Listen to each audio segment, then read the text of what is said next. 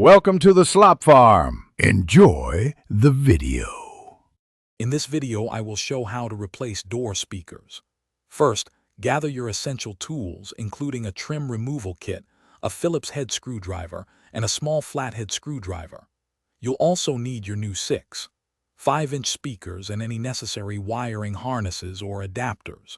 Before starting, always disconnect the negative terminal of your car's battery to prevent electrical issues. This ensures a safe working environment for the entire process. Now, let's remove the door panel.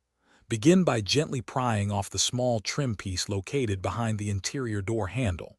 Once that's off, you'll find two 7mm bolts. Remove one from behind the trim piece and another from inside the armrest pocket. Next, use your trim removal tool to carefully release all the clips holding the door panel around its perimeter.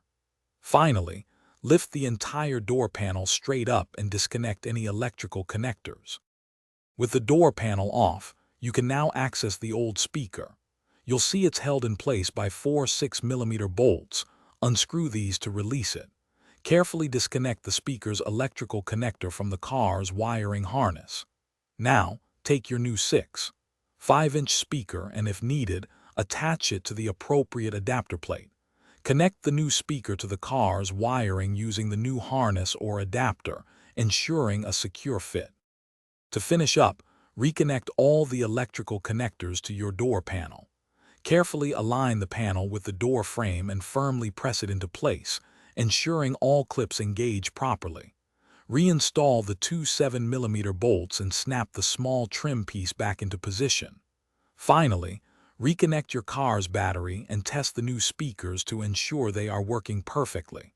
Also, be sure to check the description below for a fantastic book on personal finance and other helpful deals. Thanks for watching. Consider subscribing if we helped you today.